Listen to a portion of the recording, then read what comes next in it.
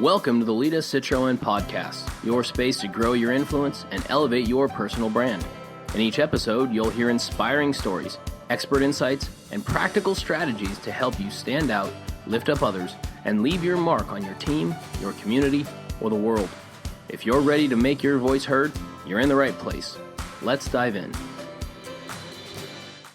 Hello, friends, and welcome back to another episode of the Lida podcast. Today, if you're listening to this as we've just dropped this episode, it's Thanksgiving time in the US, and that means we're focused on gratitude and family and reflection and maybe missing people. But it's a time in the United States where we think about what we're grateful for. That's what we give thanks for. And I'd like to talk today about the power of gratitude. If you've followed me for any length of time, you know this is a topic I am deeply passionate about. It is the title of my TED Talk, The Power of Gratitude and Generosity. I speak a lot about gratitude and its amazing ability to transform our lives. And I want to start off this program with a story. So if you've read some of my books, you know that I talk about a gratitude project that I did a few years ago. It was an interesting time in my life, and a friend of mine challenged me. She's somebody I trust, and she challenged me to do a gratitude project. I'd never heard of that. I consider myself a very grateful person, so I wasn't quite sure what the purpose was, but I was curious, and I listened to what she had to say. She challenged me to write out 7 notes on note cards, put them in envelopes with a denomination of money in each. She didn't say how much. She didn't say how little. And she said, give them to strangers, one every day. And I said, well, how will I know who to give them to? She said, you'll know. And I said, well, what will they do with it? She said, that's not the point. The point is that on each of those notes, I'm supposed to write something I am really grateful for. She goes, don't make it overly personal and don't give any identifying information. But she said, the point is to put out in the world with this abundance of whatever amount of money I felt comfortable with, to put that out in the world. And begrudgingly, after some convincing, I agreed to do it. And I have to tell you, it was probably one of the hardest things I've done. I have no trouble talking to strangers. I love to approach people and start conversations. This felt so different. So I had all these 7 notes with money in each of them. They were sealed. And the note on the outside just said, thank you. And I started on this journey of handing them out to people, one every day. And she was absolutely right. There were times where I'd be like, is that the person I'm supposed to give it to? And then, no. I'd see somebody else and be like, I'm supposed to give it to that stranger.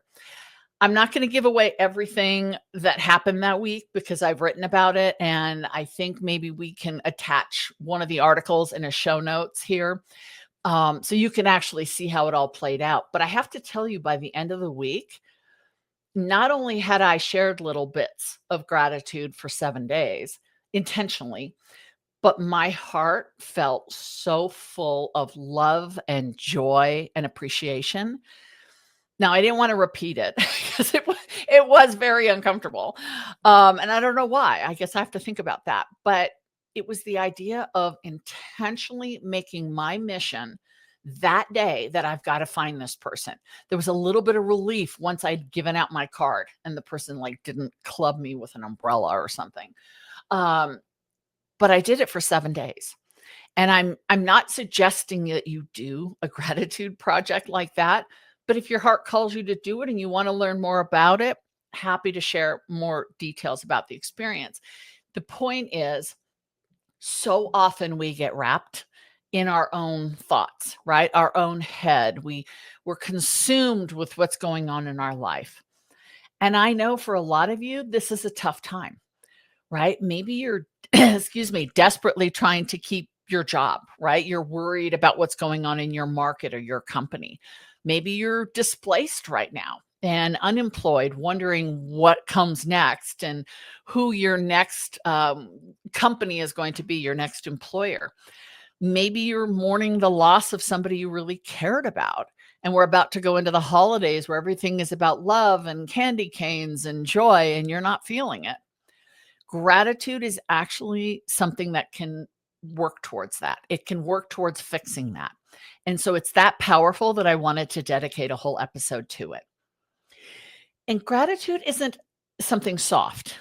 It isn't passive. It isn't something we feel and that's enough. It really has to be expressed. And what I want to share today is some ideas and suggestions and resources around how to express that, whether it's with your family, your loved one, or your colleagues or your direct reports. We have to express gratitude in order to grow our career and in order to grow our value to the people around us. And so, one of the things I find really interesting is sometimes people will say to me, showing gratitude makes me look weak. And I've heard that many times. I don't understand where it comes from, except I remember the vulnerability I felt when I handed out those 7 cards. I felt like I was sharing something personal. I was expressing a vulnerability, and therefore this person had more control or power over me. Makes no sense on paper, but it can feel that way. What we know, though, in reality is that gratitude is a position of strength.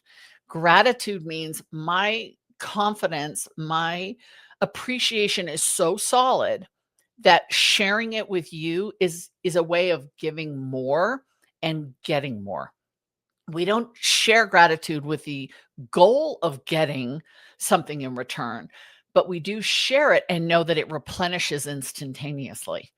So it's not a zero-sum game. If I give you gratitude, it doesn't mean I've given up something. There's a physiological and a psychological effect to gratitude. There are those feel-good hormones, right? Dopamine, serotonin that circulate in our body. And when we're stressed or we're preoccupied or we're worried or things are tense, that they tend to be suppressed and we don't feel very good. But expressing gratitude actually builds and releases those hormones, those wonderful dopamine, serotonin characteristics, and that therefore reduces stress and it strengthens, they say, these neural pathways that almost make it easier to do more. There's a famous parable that many people have shared, and I want to share it here only because I think it fits. And it's the parable of the blind boy. And the story goes like this. A blind boy was sitting on a street with his hat out for donations. He had a sign in front of him that said, "I am blind, please help." Well, a passerby dropped a coin in his hat, and then he turned this boy's sign around and he wrote something on the back. The boy had no idea, obviously, what the sign had said, but all of a sudden, people were putting money in his hat, hand over fist, like constantly putting money in his hat. And the man came back later in the day and he said, "How was your day?" And the boy said, "Well, it was great after you wrote something on my sign. What did you write?" And the man said, "I just reframed your message. And instead of saying, 'I am blind, please help,' he said, I wrote, 'Today is a beautiful day, but I can't see it.'"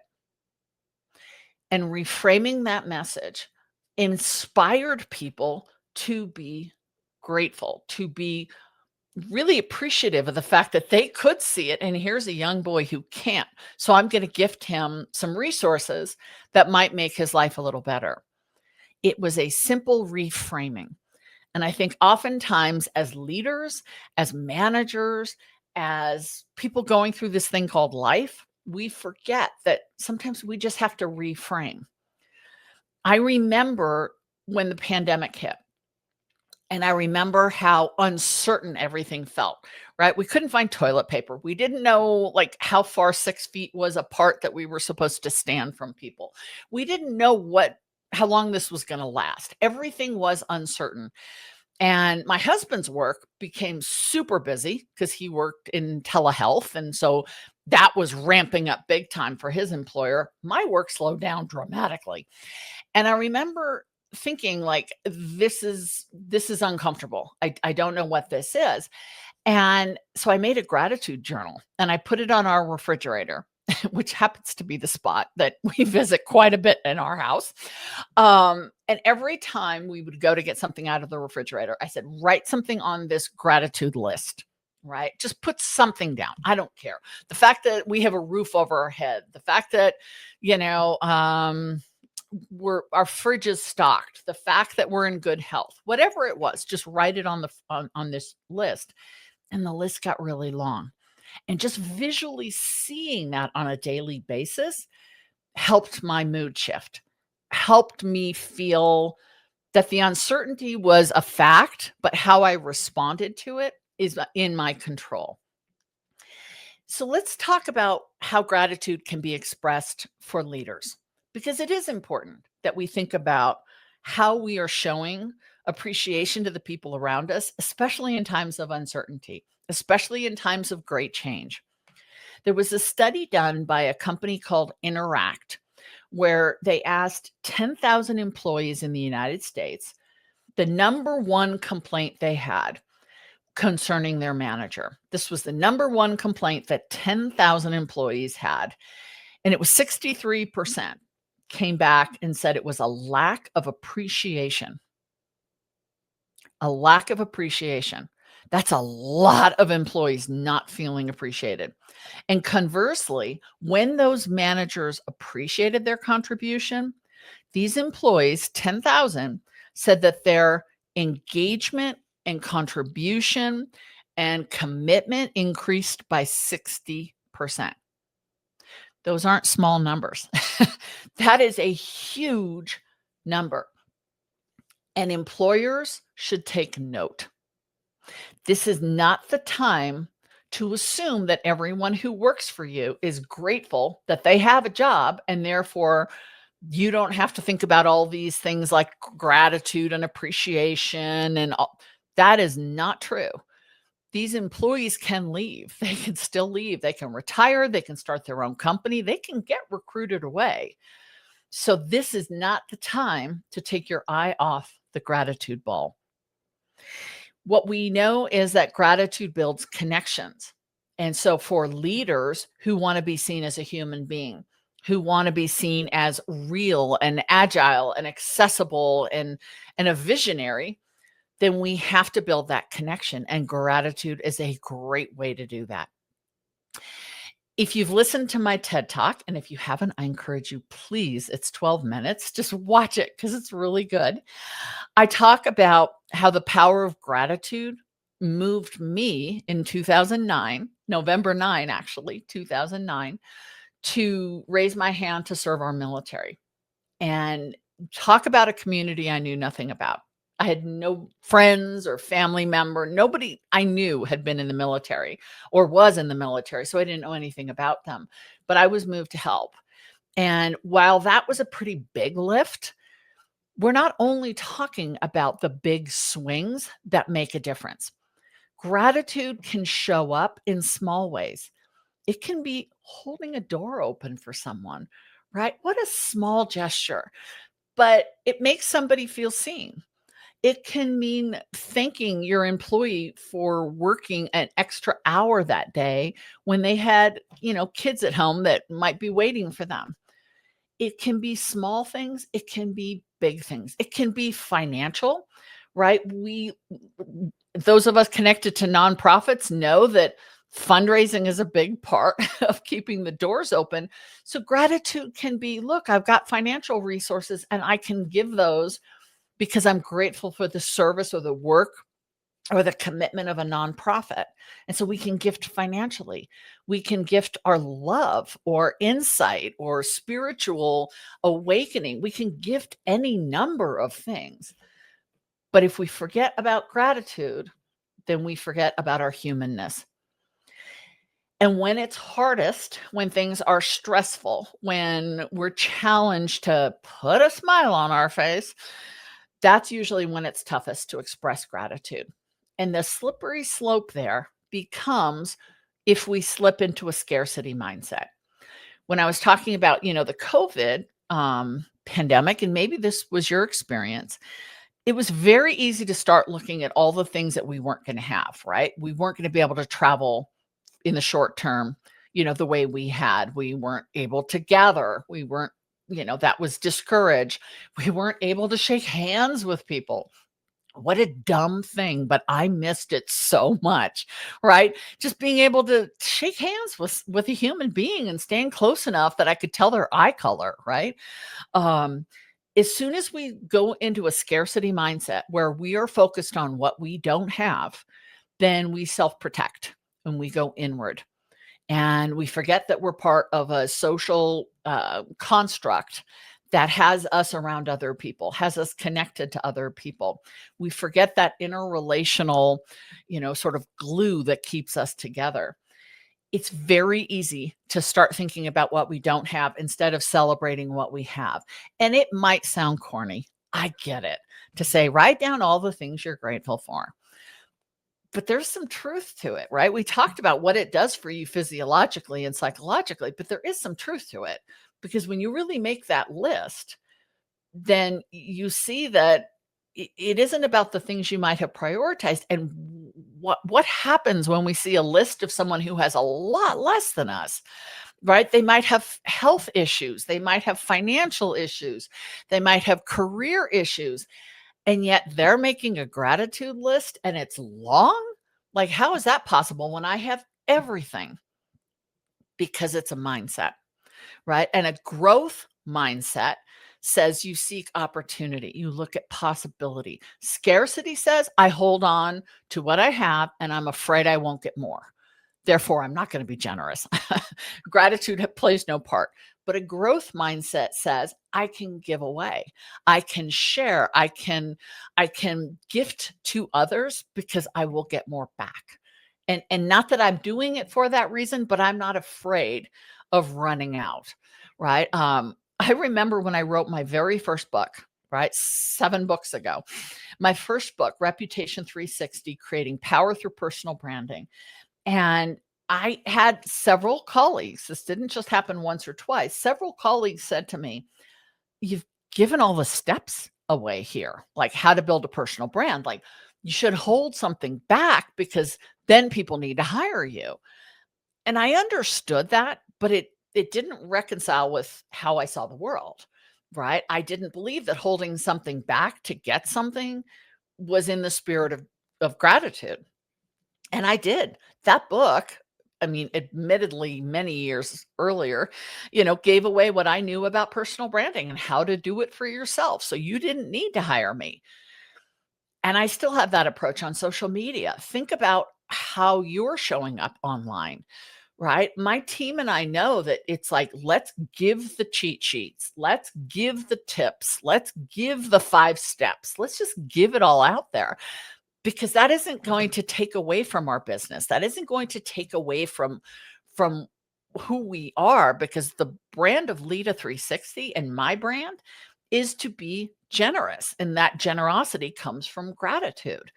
So I'll give you all the steps. I'll give you all the information.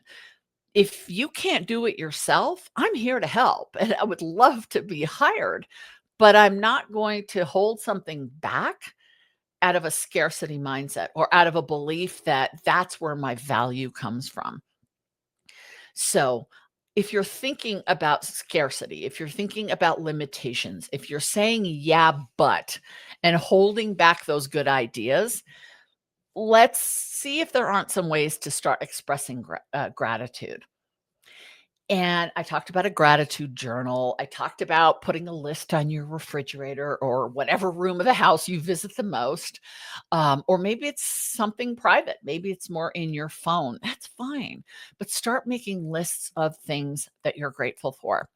At the same time, start telling others.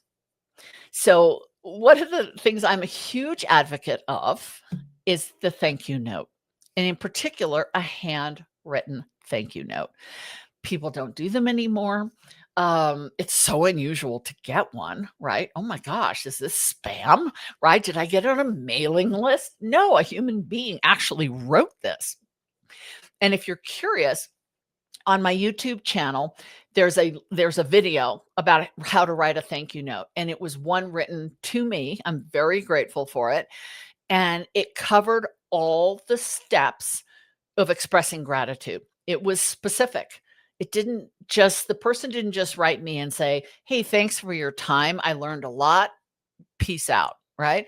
No, they were specific about what I had done, how I had contributed, that was specific to the value it equated for them. So when you're writing a thank you note, mention, what did that person specifically call out for you? What did they get you to think about? How did their words or their effort or their connections or their leads benefit you? The more specific you can be, the better. And in this time of AI and all of these tools that we have, be genuine. Don't ever let it sound like it came from an AI chatbot, right? Because that is the quickest way to just break down the whole gratitude piece model. And if you're going to use AI to help you kind of get the framing, use it as an idea generator, not as the actual words. Because a thank you note should feel like a human being created it, right? That here's what's coming from my heart to you in the words that I choose, and be timely, right? If somebody does something nice for you today and 2 months later they get a thank you note or they get an expression of gratitude, well, it kind of feels like a little bit late. So try to be timely with it. If you've got a job interview and you want to do a thank you note or a thank you email because you don't have a physical address, or however you're going to send it, make sure it's within 24 hours. That's a good rule of thumb. And if you get turned down for the job, still send another thank you note, because you were considered. You were considered and evaluated, and somebody just had more of what they were looking for.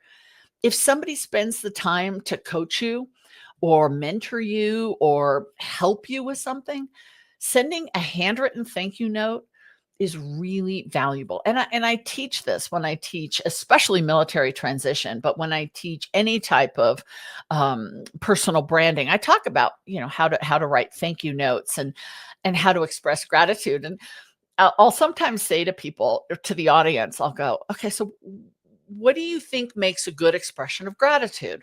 And I get all sorts of answers. It's actually kind of funny. Some people will say, well, I could show appreciation by giving somebody a shout out on LinkedIn. Like, yeah, that's a good one. I could tell my friends about that person and maybe they can be a resource for them. Yeah, that's a good one. I had one person say, buy them a very expensive gift. And I laughed because, I think what I said in the moment is, did my husband put you up to that? Because if so, yes. But if not, no. Right? No, we don't buy expensive gifts for people as thank you, because that's not what matters here. What matters here is that you share from your heart what it meant to you.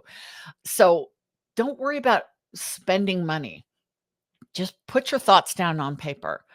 If you can, get a stamp, put it in the mailbox, and that person will get something physical that they can touch and see the emotion.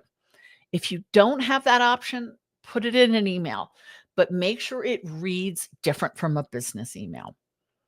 We know that leaders who express gratitude are more trusted, they are more human, and they are attached to more values of empathy. And empathy is really important, right? There's so many communication tactics where we have to deliver bad news. We had a podcast talking about how to use storytelling to share difficult news. And empathy is a really important component of that.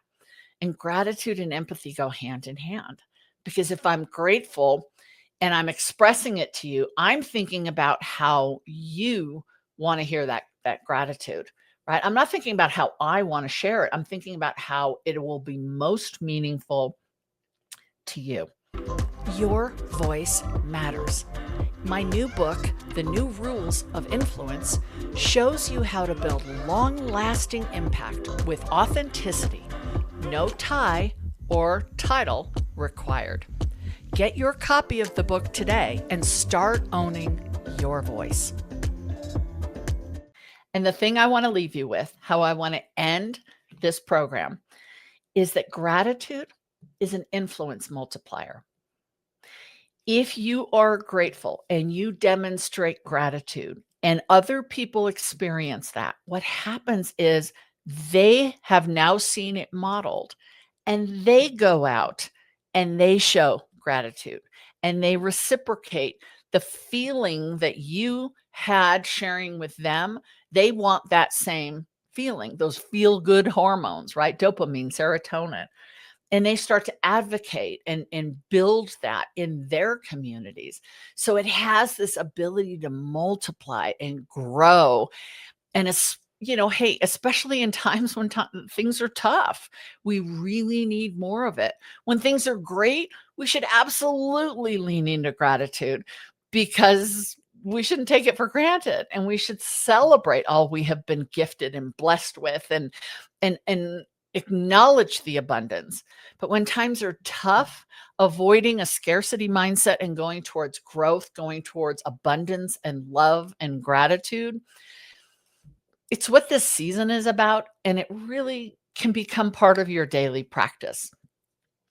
There's a quote that Maya Angelou is widely attributed to, and it says, at the end of your life, you're not remembered for what you said, but you're remembered for what you did.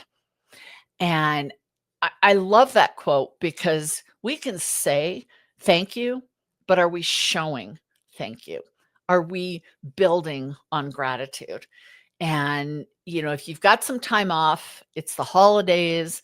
If you've got some time to, read a book, listen to some podcasts, lean into journaling or whatever is going to help your heart feel full and grow in wonderful, positive ways, this is the time to do it. Tomorrow's going to come, hopefully, and yesterday's gone. So today's really the opportunity we have to make all of this happen. I hope you've enjoyed this program. I love this topic. If you want to talk more about gratitude or you've got thoughts, reach out to me on LinkedIn. I would love to hear. If this message spoke to you and there's someone in your life or in your work that could benefit as well, please share the message with them. That is how gratitude works. And until I see you next time, I wish you all health, happiness, and all good things. Thanks for tuning in to the Lida Citroën podcast. If you enjoyed today's episode, be sure to follow the show and leave a review. It helps more people discover these inspiring conversations. For more tools, insights, and resources, visit Lida360.com or connect with Lida on LinkedIn. Until next time, remember, your influence has the power to make a real difference.